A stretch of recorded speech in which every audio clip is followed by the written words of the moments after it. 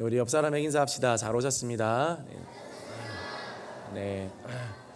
그리고 우리 드림센터에도 우리 중고등부 친구들이 있습니다. 네, 우리 한번 외쳐볼까요? 중고등부 파이팅! 네, 들리시나요?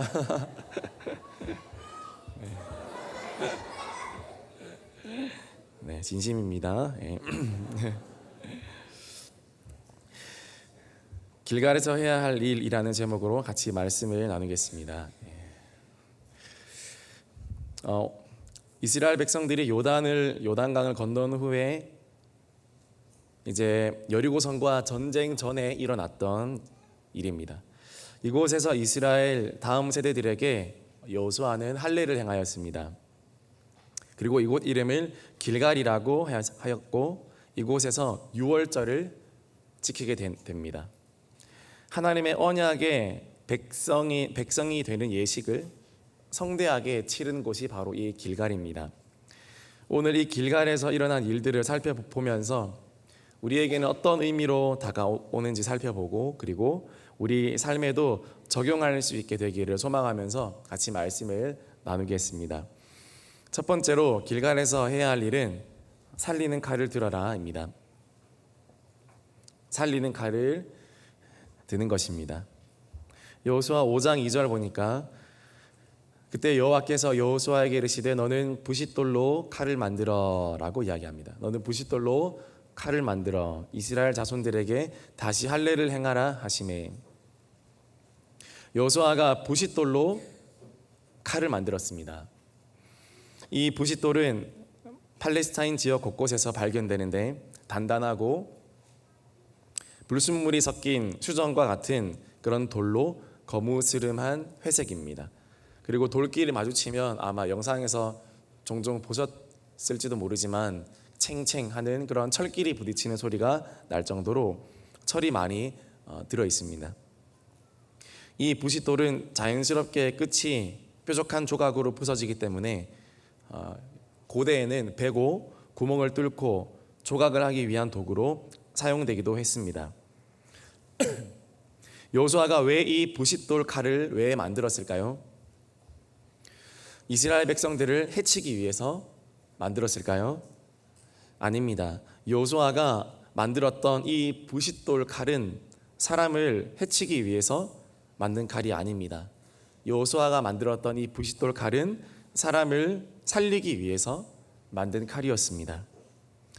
강도가 든 칼은 사람을 죽이는 도구지만 의사가 든 칼은 사람을 살리는 도구인 것처럼 오늘 여호수아가 든 이 부싯돌 칼은 이스라엘 백성들을 정결하게 하기 위한 영적 수술 도구였던 것입니다. 영적 수술 도구, 바로 할례였던 것입니다. 할례는 남성 생식기의 포피를 베어내고 또 잘라내는 일입니다. 이렇게 함으로써 이스라엘 백성들이 하나님의 언약 안에 있는 백성임을 증명하고 확인하는 것입니다. 이런 할례는 사실 매우 힘들고 매우 아픕니다. 당시에 어떠한 의료 기술도 발전되지 않은 시대에 그렇게 돌칼로 만든 것으로 할례를 했다고 생각해 보십시오. 정말 힘들고 고통스러운 시간이 될 것입니다. 그러나 기억해야 됩니다. 거룩에 이르는 길은 때로는 고통이 뒤따릅니다. 우리가 거룩하기 위한 몸부림에는 아픔과 고통이 뒤따른다는 사실입니다. 그러나 여러분, 그것은요 좋은 고통입니다. 그리고 그것은 좋은 아픔이요 또 좋은 고난입니다. 그 좋은 고통과 아픔과 인내를 통하여서 하나님의 백성이 되는 길이 열리게 된다는 것입니다. 그 거룩에 이르는 고통을 잘 참아내면 하나님의 거룩한 백성이 될 수 있다라는 사실입니다. 여러분, 거룩을 지키기 위해서 힘이 드십니까? 또 고통스럽습니까? 그럴 수 있습니다. 내가 거룩을 지켜내기 위해서 정말 나의 몸과 나의 마음을 다잡을 때는 참 힘들기도 합니다. 그러나 여러분, 그것이 하나님의 백성의 증표인 줄 믿으시기를 바랍니다. 하나님의 백성이 아닌 사람들, 하나님을 섬기지 않는 사람들은 거룩을 지키기 위한 고통이 하나도 없습니다. 그들은 너무나 편하게 살아갑니다. 너무나 즐겁게 살아갑니다. 마실 것 다 마시고 피울 것 다 피우고 볼 것 다 보면서 거룩에 이르는 고통, 그게 뭐지? 거룩에 이르는 그런 인내, 그게 뭐지? 전혀 느낄 수가 없습니다. 그러나 하나님의 자녀의 증거는요, 바로 내가 거룩하기 위해서 몸부림치는 고통이 있다는 거예요. 그 고통과 거룩 때문에 결국 그것이 나를 살리고 나를 하나님의 백성의 징표로 삼아준다는 사실을 여러분 믿으시기를 바랍니다. 만약 이스라엘 백성들이 이 영적 수술인 할례를 받지 않고 전쟁에 나간다면 어떻게 되었겠습니까? 아마 백전백패했을 것입니다. 할례는 하나님과의 언약 체결을 의미합니다.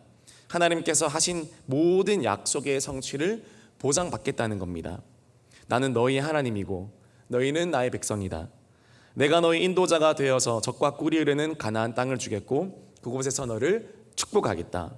그렇기 때문에 내가 너에게 매 순간 승리를 허락하겠다는 약속의 표시가 바로 할례입니다. 그러니까 할례의 고통 없이 승리의 기쁨만을 취할 수는 없는 것입니다. 할례의 고통 뒤에 그 다음에 승리가 있습니다. 할례의 인내 뒤에 승리가 오는 것입니다. 영적으로도 마찬가지입니다. 우리가 잠시 편하자고 내가 영적으로 직면해야 할 것들을 직면하지 못하고 얼렁뚱땅 넘어가 버리는 식으로 덮어놓으면 과연 어떻게 되겠습니까? 나중에는 그것을 해결하지 못한 더 큰 고통이 찾아오게 된다라는 사실입니다. 담임 목사님이 종종 하시는 말씀이 있습니다. 지금 내가 제자가 되지 않으면 나중에 내가 제자가 되지 못해서 치료해야 할 그 훨씬 큰 고통이 나에게 찾아온다는 것입니다. 따라해 볼까요? 훈련의 고통을 받지 않으면 죄의 고통이 찾아옵니다. 아멘이십니까? 네. 훈련의 고통을 받지 않으면 죄의 고통이 찾아오는 것입니다. 지금 받는 여러분의 이 작은 훈련은 나중에 여러분의 인생에 들이닥칠 수많은 사악하고 살인적인 그런 죄의 고통과 비교했을 때는 아무것도 아닌 것입니다. 지금 내가 잠깐 좀 피곤한 것, 잠깐 조금 불편한 것, 영적인 것을 위해서 우리가 받는 이 모든 훈련들은 나중에 우리가 닥칠 그 잔인한 죄의 고통과 비교하면 지금 살짝 고통받는 것이 100배, 1000만 배 유익한 고통입니다.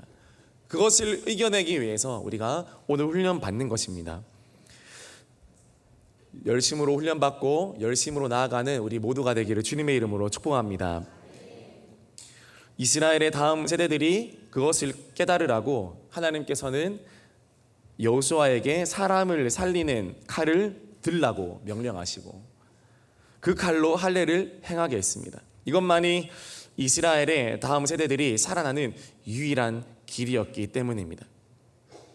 여러분, 때로는 여러분의 부모님이 또 때로는 여러분의 선생님이, 때로는 여러분의 목회자가 칼을 들고 여러분에게 갈지도 모릅니다.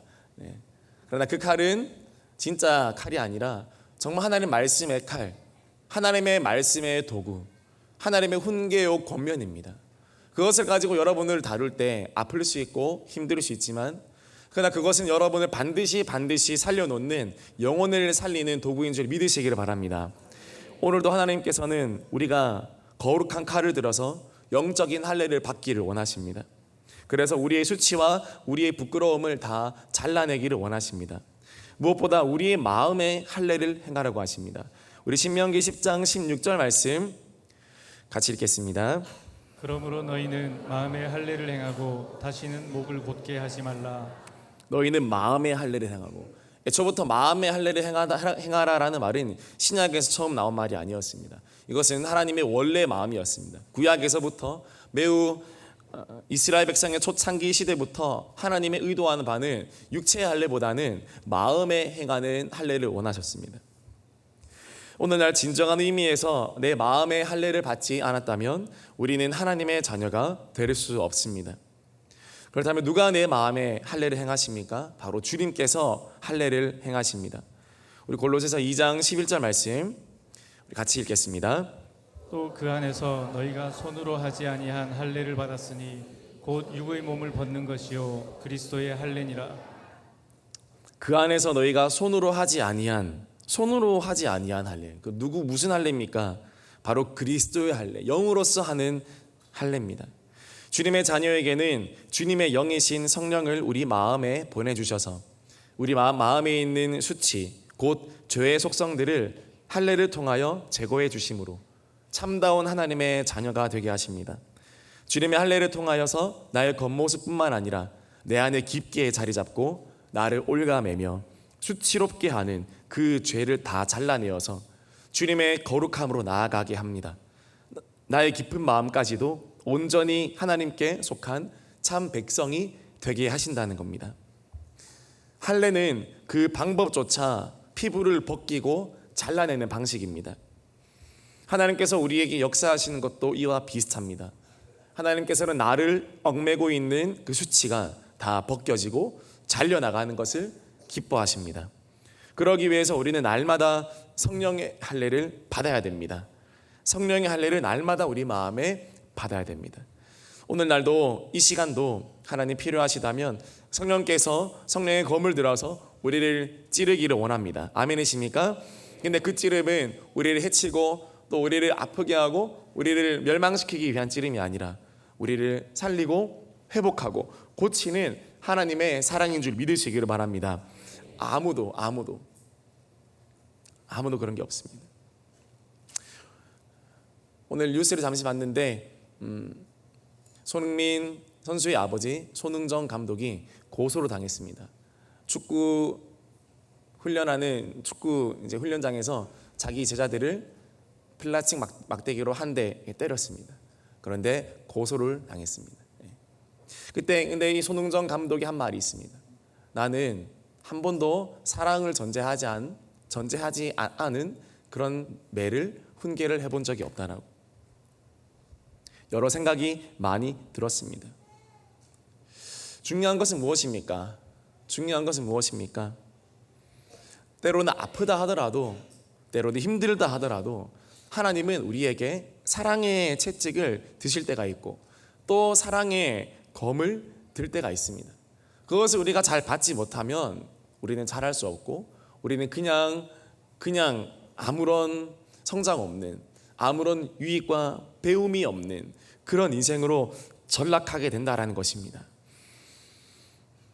여러분, 성령께서는 반드시 우리를 찌르시고 고치십니다. 히브리서 4장 12절 말씀 우리 같이 읽어보겠습니다. 하나님의 말씀은 살아있고 활력이 있어 좌우의 날선 어떤 검보다도 예리하여 혼과 영과 및 관절과 골수를 찔러 쪼개기까지 하며 또 마음의 생각과 뜻을 판단하나니. 분명히 말씀합니다. 하나님의 말씀은 살아있습니다. 좌우의 날선 어떤 검보다도 예리하여 혼과 영과 및 관절과 골수를 찔러 쪼개기까지 하고 또 마음의 생각과 뜻을 판단한다. 하나님께서 여호수아에게 부싯돌로 칼을 만들라고 하셨듯이 나 또한 내 안에 있는 죄악의 포피들을 도려낼 날카로운 칼을 가지고 있어야 됩니다. 곧 나의 혼과 육과 관절과 골수로 쪼개는 말씀의 능력을 우리가 가지고 그 말씀의 능력이 우리에게 임했을 때 우리 안에 있는 모든 죄의 고름과 죄의 상처들과 모든 환부들은 깨끗하게 제거될 것입니다. 날마다 그러므로 강단 앞으로 나와야 될 줄 믿습니다. 날마다 새벽 제단으로 나와야 될 줄 믿습니다. 날마다 성경 앞으로 우리가 나아가야 될 줄 믿습니다. 그리고 거룩한 성령의 불로 우리 안에 숨겨져 있는 남아있는 모든 죄성과 남아있는 모든 죄의 잔재들이 다 태워져 버릴 때 우리는 더욱 순결하게 될 줄 믿습니다. 하나님께서 오늘도 우리에게 주님 거룩한 검을 드셔서 주님 우리의 마음과 생각과 뜻을 판단하셔서 주님의 수술을 하시고 주님의 회복과 주님의 생명을 우리에게 허락해 주시기를 이 시간 기도합니다. 기꺼이 하나님의 제단 앞으로 나아가서 하나님께 다루어지기를 받는 하나님께 다룸받기를 소망하는 저와 여러분이 되기를 주님의 이름으로 축복합니다. 누구에게 다루어지기를 원하십니까?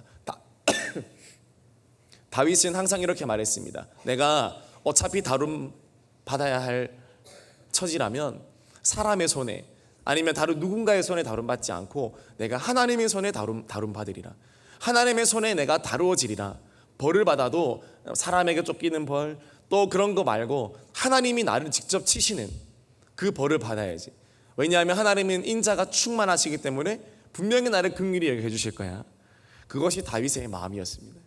여러분, 다름을 받아도 하나님께 받기를 소망하는 저와 여러분이 되기를 소망합니다. 하나님께 다름받지 못하면 더 흉악한, 더 흉폭한 존재에 의해서 우리는 다름받게 됩니다. 하나님이 나를 다루지 않으시면 더 불완전한 존재, 더 악랄한 존재가 나를 다루기 시작합니다. 그러므로 우리는 하나님께서 나를 다루어 달라고, 나의 가정과 나의 자녀와 나의 인생을 주님께서 다루어 달라고 우리는 그렇게 기도해야 됩니다. 그것만이 은혜요, 그것만이 살 길인 줄 믿으시기를 바랍니다. 두 번째로 길갈에서 해야 할 일은 하나님 나라 백성의 정체성을 가지는 것입니다. 할례는 왜 할까요? 이 할례는 바로 정체성의 문제이기 때문입니다. 아이덴티티의 문제입니다. 구분하고 구별하는 것입니다.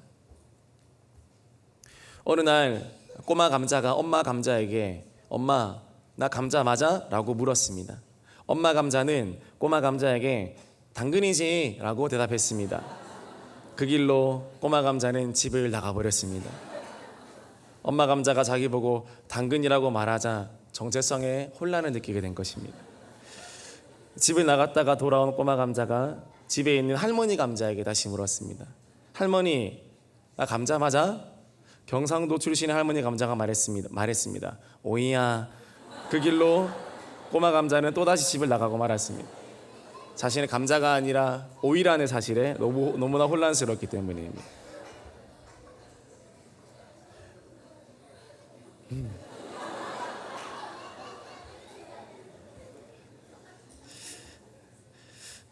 웃고 넘어가는 이야기지만 혹시 우리 주변에서 일어나는 이야기는 아닐까요?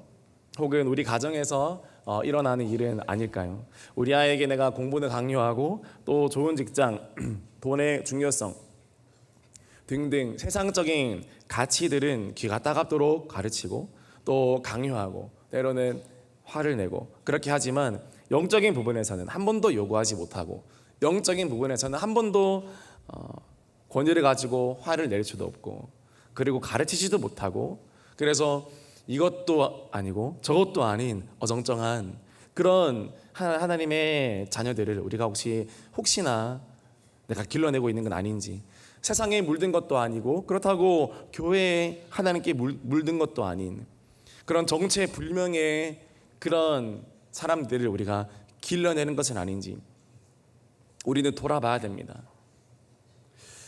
월요일 교사 강습회 때 조성민 목사님이 이렇게 말했습니다. 따라해볼까요? 물드는 건 한순간, 물 빼는 건 한평생.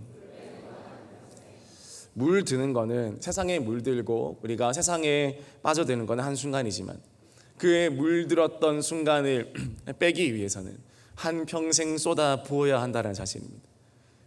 한번 가서 경험해봐. 세상을 경험하고 죄도 경험하고 네 마음대로 젊을 때 네 능력과 네 모든 것들을 믿고 나아가봐. 그렇게 하지만 그럼으로 인해서 내게 물든 많은 것들 평생 빼고 싶어도 빼지지 않는 그 물들 그것들은 한평생 내가 주님 앞에 안고 가야 된다는 사실을 기억한다면 과연 그렇게 한 점 한 점 물드는 것들을 아주 쉽게 우리가 가벼이 여길 수 있을까요? 하나님 앞에 순결한 하나님 앞에 순백의 그런 그리스도의 신부들이 우리 대흥교회에서 자라나기를 소망합니다. 세상의 이름으로 또 세상의 생각으로 세상의 교육으로 우리 아이들을 세상에 물들게 하는 것이 아니라 철저히 주님의 말씀과 주님의 사랑에 또 교회에 그리스도의 복음에 물들게 되는 우리 교회가 되기를 소망합니다. 또 우리가 배웠죠? 따라해볼까요? 나는 하나님의 말씀으로 하나님의 백성을 세우는 하나님의 동력자 누구누구입니다. 네, 우리 자막 끄고 다시 또 외워보겠습니다. 자, 시작. 나는 하나님의 말씀으로 하나님의 백성을 세우는 하나님의 동력자 박정호입니다. 이것이 우리의 뭡니까? 정체성이 좀 있습니다. 또 따라합시다. 나는 제자 되어 제자 잡는 예수의 제자입니다. 아멘. 네, 이것이 우리의 정체성입니다. 정체성의 혼란이 오면 인생의 혼란이 시작됩니다. 정체성이 없으면 그야말로 정체불명의 인생을 살게 됩니다. 성적 정체성의 혼란이 찾아오면 어떻게 될까요? 보통 문제가 아닙니다. 평생을 내 돈과 시간과 노력과 모든 것을 그저 내 성별을 바꾸는 데 올인해야 됩니다. 거기에 인생을 다 바쳐야 됩니다. 몇 년에 걸쳐서 바꾸는 겁니다. 나의 성별을. 왜요? 내 정체성이 바뀌었기 때문입니다. 세상은 우리로 하여금 내가 하나님의 자녀이고 또 내가 바로 하나님의 그 사명자라는 그 정체성을 믿지 못하게 합니다. 믿지 못하게 합니다. 신뢰하지 못하게 합니다. 그래서 온갖 갖은 방법으로 유혹하고 다른 것에 마음을 쏟아버리게 만듭니다. 가짜 정체성을 자꾸자꾸 심어줍니다. 영원하지 않는 정체성을 자꾸자꾸 심어줍니다. 한 번 사는 인생 즐겨, 한 번 사는 인생 마음대로 살아. 그런 가짜 정체성을 심어주니까 어떻게 됩니까? 가짜 인생을 살게 되는 것입니다. 그리고 영원하지 않은 정체성이 심기니까 어떻게 됩니까? 영원하지 않는 것을 추구하는 인생을 살게 되는 것입니다. 성경은 우리가 누구인지에 대해서 계속 말씀합니다. 그리고 그것을 귀가 따갑도록 가르치라고 합니다. 성경은 그래서 한마디로 정체성 이야기라고 할 수 있습니다. 성경은 정체성 이야기입니다. 나는 어디에서 왔고 나는 어떻게 살 것이며 그리고 어디로 갈 것인가, 그것을 가장 잘 알려주는 것이 바로 성경입니다. 그래서 누군가가 말했습니다. 성경은 인간 사용 설명서다. 맞습니다. 성경은 인간 사용 설명서입니다. 그러니까 우리는 성경대로 살아야 되는 것입니다. 여러분, 설명서대로 안 쓰면 어떻게 될까요? 고장나죠. 그리고 부서지고 때로는 불이 나고 때로는 위험합니다. 우리가 말씀대로 안 살면 그거는 고장나게 되어 있고 결국에는 그 인생이 고장나게 되어 있고 부러지게 되어 있고 그리고 사고가 나게 되어 있습니다. 왜냐하면 인간 사용 설명서, 인생 사용 설명서인 말씀을 따라 살지 않게 되기 때문입니다. 그러므로 말씀을 따라 살아가는 것, 그것이 우리의 정체성인 줄 믿으시기 바랍니다. 지난 주일날 오후 예배 때 들은 말씀 에스더 자신의 정체성을 알고 살아간 사람입니다. 그는 왕비였지만 왕비 노릇하느라 하나님의 사명을 저버리지 않았습니다. 오히려 하나님의 사명을 이룩했습니다. 화요 새벽에 들었던 느헤미야, 페르시아의 술 맡은 관원이었으나 자신의 정체성을 분명히 알았습니다. 자신이 해야 할 일을 분명히 알고 그 사명을 감당한 위대한 인생이었습니다. 다니엘, 바벨론의 총리였지만 자신의 정체성이 뚜렷했습니다. 하나님 백성으로서의 정체성이 너무나 뚜렷했기 때문에 그는 하나님께 귀하게 쓰임받았습니다. 이외에도 요셉, 모세, 다윗, 이사야, 세례요한 등 자신이 누구인지 알고 자신이 어떻게 살며 자신이 어디로 갈지 분명히 알고 있었기 때문에 가장 가치 있는 인생을 살았다는 것입니다. 저와 여러분도 이렇게 살아야 되지 않겠습니까? 내가 어디서 왔고 그리고 어떻게 살고 어디로 가야 될지 사실 하나님의 자녀들보다 분명하게 알고 있는 사람들이 누가 있을까요? 전 세계 종교를 통틀어도 이거 정확히 아는 사람 아무도 없습니다. 당신 어디서 왔습니까? 당신 어떻게 살아야 됩니까? 당신 어디로 갑니까? 이 질문에 정확하게 이야기해 줄 수 있는 것은 바로 성경밖에 없는 줄 믿으시기 바랍니다. 이처럼 확실한 해답을 가지고 있고 이처럼 답을 분명히 가지고 있는 우리가 방황하고 헤매서 되겠습니까? 주님, 우리가 주님의 정체성 가지고 헤매지 아니하고 주님 나라 이룩하는 주님의 일꾼들이 다 되게 하여 주시옵소서. 기도하시기를 주님의 이름으로 축복합니다. 하나님 나라 사명자로서 정체성을 절대 포기하지 마시고 붙들기를 바랍니다. 성경은 계속 하나님은 사람들에게 나타날 때마다 정체성 이야기를 하고 이런 관계를 자꾸 이야기해 주십니다. 창세기 26장 24절 보면 나는 내 아버지 아브라함의 하나님이니 두려워하지 말라, 이렇게 이야기해 주시죠. 내가 너의 하나님이다. 내가 너의 조상의 하나님이다. 창세기 28장 13절에 나는 여호와다. 너의 조부 너의 할아버지 아브라함의 하나님이요 그리고 이삭의 하나님이다. 이렇게 자꾸 하나님은 이야기해 주십니다. 네가 누구고 내가 누구인지. 레위기 26장 12절에 너희의 하나님이 되고 너희는 내 백성이 될 것이니라. 이거는 너희의 정체성이야라고 확실하게 못 받고 이야기하시는 것입니다. 구약 내내 구약을 통틀어 하나님은 계속 나는 너의 하나님이고 너는 나의 백성이다. 나는 너의 하나님이고 너는 나의 자녀야. 자꾸 이렇게 이야기하시는 것은 이것만이 우리를 죄에 물들지 않게 하고 이 하나님의 자녀로서 하나님의 사명자로서의 가치만이 나를 지켜내기 때문에 하나님께서 계속해서 그것을 심어주시는 것입니다. 신약에서도 마찬가지입니다. 신약에서도 정체성 싸움입니다. 베드로전서 2장 9절에 너희는 택하신 족속이요 왕같은 제사장들이요 거룩한 나라요 그의 소유가 된 백성이니 너희를 어두운 데서 불러내어 그의 기이한 빛에 들어가게 하시니에 아름다운 덕을 선포하게 하려 하심이라. 우리의 존재의 이유와 우리의 목적이 매우 분명하지 않습니까? 우리가 살아갈 이유가 이 말씀 한 절에 다 나와 있지 않습니까?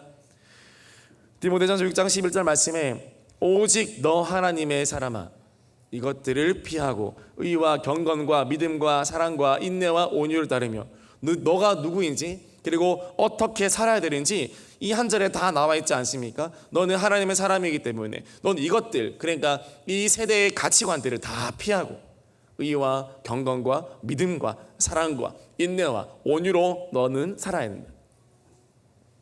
이 외에도 우리 정체성 무엇입니까? 그리스도의 군사라고 하십니다. 그리스도의 신부라고 하십니다. 세상의 빛이라고 하십니다. 작은 예수라고 하십니다. 제자라고 하십니다. 하늘나라 시민이라고 하십니다. 하나님의 자녀라고 하십니다. 그리스도의 친구라고 하십니다. 이 외에도 정말 수많은 우리의 정체성이 있습니다. 여러분 이 정체성이 바로 저와 여러분의 정체성인 줄 믿으시길 바랍니다. 확실한 하나님의 나라의 사람으로 살아가기를 축복합니다. 광야 1세대는 자신이 애굽의 노예인지 하나님의 백성인지 계속 헷갈렸던 세대라고 할 수 있습니다. 조금만 힘들면 노예 근성이 나왔습니다. 조금만 힘들면 노예 속성이 나왔습니다. 나 잡아가줘. 나 돌려보내줘. 나 노예로 살고 싶어. 조금만 잘해주면 또 좋아하고 조금만 힘들면 나 팔아줘. 나는 팔려가고 싶어. 나 노예가 되고 싶어. 그 정체성을 해결하는 데까지 40년이 걸렸다는 것입니다.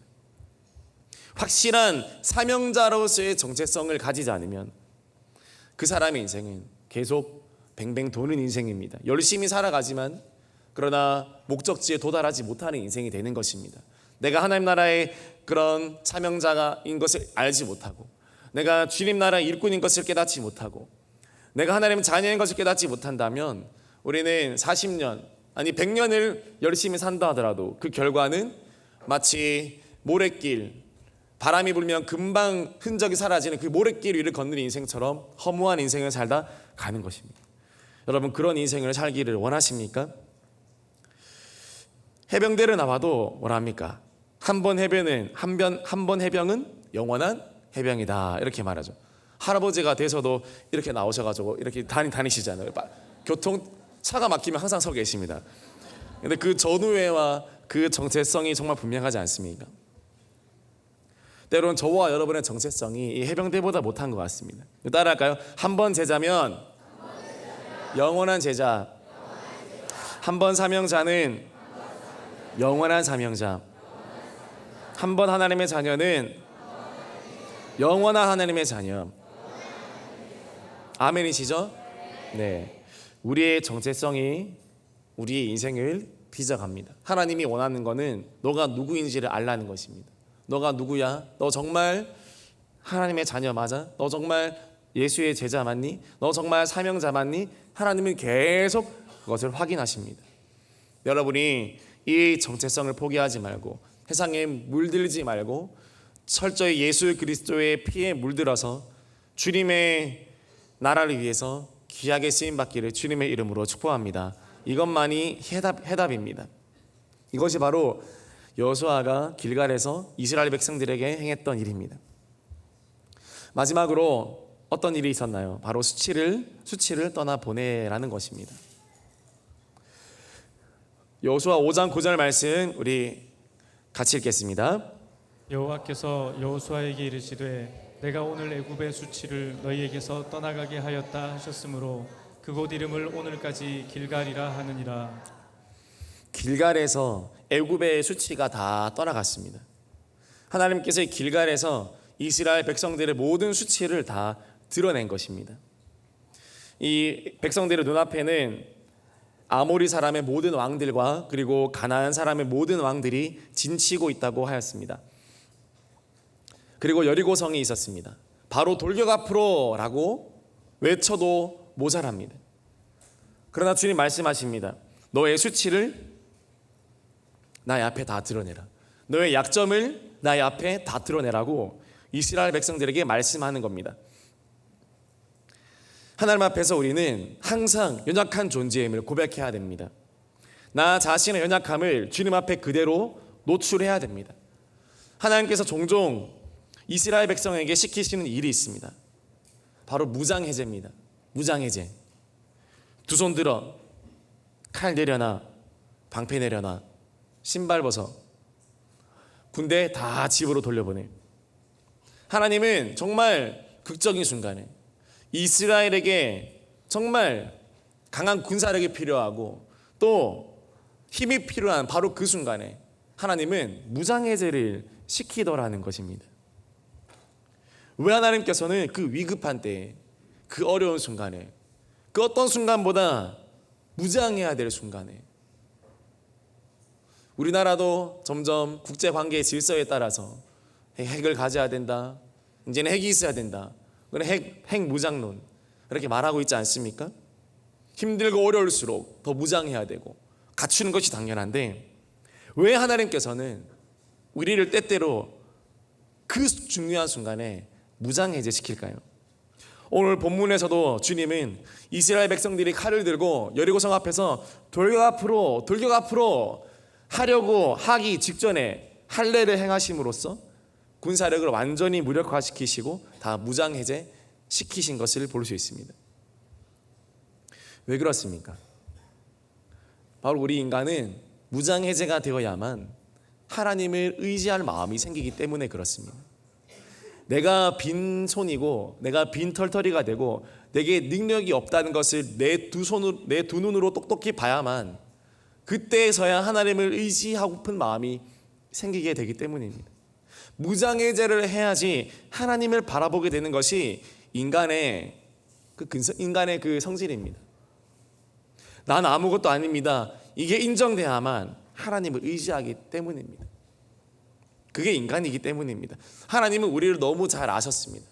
그래서 하나님은 가장 중요한 때에 종종 무장해제시킵니다. 칼 내려놔, 방패 내려놔, 갑옷 벗어, 다 집으로 돌아가, 조금만 남아. 여러분, 아직도 하나님을 의지하지 않으시나요? 아직도 하나님을 전적으로 의지하기가 싫고 순종하기가 싫으신가요? 이유는 분명합니다. 아직 내가 아무것도 아닌 게 아니라서 그렇습니다. 아직 내가 아무것도 아닌 게 아니라서 내가 주님의 말씀에 순종하기가 너무 힘들고 주님만을 의지하기가 너무나 걸리고 자존심 상하고 불편하고 못 믿었고 하는 것입니다. 왜냐? 내가 아직 아무것도 아닌 게 아니기 때문에. 여러분, 주님 앞에 더 무장해제되게 되시기를 주님의 이름으로 축복합니다. 무장해제하면 나의 약점이 다 드러납니다. 무장해제하면 나의 가려웠던 수치가 다 드러나게 됩니다. 무장해제하면 나의 한계가 다 드러나게 됩니다. 그런 무장해제한 사람에게 하나님이 옳거니와 잘됐네 하면서 퍽 치실까요? 너 무장해제했지? 내가 네 갑옷 벗기만을 기다렸어. 내가 당해봐라 하면서 하나님이 팍 쳐버릴까요? 주님이 그 사람을 안아주십니다. 야, 너 나를 믿고 갑옷을 내려놓고 너 나를 믿고 네가 가진 걸 다 내려놓았구나. 그러면서 주님이 안아주시고 주님이 친히 그분의 몸으로 그 인생을 감싸주십니다. 주님이 친히 지켜주시고 그의 능한 강한 오른팔로 그 사람의 인생을 지켜주시고 또 주님의 날개 그늘 아래 친히 모아주시는 줄 믿으시길 바랍니다. 아브라함이 이삭을 바친 사건은 그것도 하나님 앞에 무장해제한 사건입니다. 하나님, 저는 못합니다. 저는 제 아들 너무 사랑하지만 제 아들 제가 어떻게 할 수가 없습니다. 하나님 앞에 내려뒀습니다. 그것이 바로 아브라함의 무장 해제였습니다. 에스더 왕비의 신분으로 3일 금식하고 왕 앞에 나아간 일, 무장 해제한 것입니다. 주님, 제가 왕비 이거 아무것도 아닙니다. 주님이 일하셔야 되는 것입니다. 주님 일하여 주옵소서. 다니엘의 하루 3번 기도, 그렇게 엄한 법이 선포되었음에도 불구하고 목숨 내어놓고 한 기도는 무장해제한 사건입니다. 주님, 제 목숨, 또 제가 바벨론의 총리가 된 거 이거 아무것도 아닙니다. 저는 아무것도 아닙니다. 주님이 내가 기도할 수 없다면 나는 아무것도 아닙니다. 그렇게 무장해제한 사건입니다. 얼마나 위험한 순간이었나요? 그러나 하나님이 함께 하신 줄 믿으시기 바랍니다. 하나님이 여러분을 무장해제하시려 할 때 항상 그 결말은 해피엔딩입니다. 항상 좋게 끝납니다. 왜냐하면 하나님께서 책임져 주시기 때문입니다. 여러분이 무장해제할 때 하나님이 여러분의 능력이 되시고 하나님의 강한 능력의 오른손으로 절대로 여러분 버리지 않으시고 붙들어 주시고 승리케 하는 줄 믿으시기 바랍니다. 하나님의 사람 무디는요, 모세의 생애를 세 가지 단계로 묘사했습니다. 우리에게 주는 교훈이 있습니다. 모세 3단계 인생 무엇이냐? 처음 썸띵의 인생이었습니다. 왕자 시절이었습니다. 이때 모세는 내가 뭔가 좀 되는 줄 알았습니다. 내가 좀 대단한 인물인 줄 알았습니다. 나 좀 썸띵, 나 좀 뭔가 돼. 그게 모세 인생의 첫 번째 단계 시절이었습니다. 두 번째 뭡니까? nothing. 이거는 모세의 광야 시절이었습니다. 40년간 히브리 목자로 있을 때였습니다. 그는 광야에 살면서 내가 아무것도 아닌 거라는 걸 깨달았습니다. 그냥 왕자라는 직함 하나 있었던 것 뿐이지 사실은 이거 뺏기니까 아무것도 없었습니다. 가족도 없고 돈도 없고 살 집도 없었습니다. 그냥 결혼해서 장인 어른 집에 얹혀 산 것입니다. 광야에 나와보니까 지난 날에 나의 모든 인생이 나띵이었구나. 그런데 마지막 어떻게 됩니까? Everything. 하나님 만나니까 주님이 그의 전부가 되셨고요. 그러니까 그의 인생이 모든 걸 가진 충만한 인생이 되었다는 것입니다. 충만한 하나님의 사람이 되었다는 것입니다. 여러분, something에서 nothing으로, nothing에서 everything으로 우리 인생이 바뀌어야 될 줄 믿습니다. 이때까지 나 연약함과 여러분 수치를 가리기에 바빴습니까? 좋지 못한 학벌에 대한 열등감, 경제적으로 여유가 없는 것에 대한 부끄러움, 우리 가정에 남들이 알거나 들키게 될까봐 숨겨놓은 부끄러움들, 그것이 무슨 건강이든 재정이든 어떤 문제이든지 간에 그럴수록 인간적인 열심을 대단히 많이 내는 것을 보게 됩니다. 숨길 것이 많고 가릴 것이 많고 부끄러운 것이 많은 사람일수록 인간적인 열심을 더 많이 내는 것을 보게 됩니다. 열심히 사는 것으로 만회해 보려고 하기 때문입니다. 열심을 폄하하는 게 절대 아닙니다. 그러나 여러분, 하나님 없는 열심은, 하나님을 대체하는 나의 열심은 그 끝은 번아웃입니다. 아니 넉아웃입니다. 그냥 쓰러지면 일어나지 못합니다. 여러분, 오늘 이 밤에 주님이 여러분의 수치를 다 드러내게 하실 줄 믿습니다. 여러분의 부끄러움을 주님 앞에 다 드러내라 하십니다.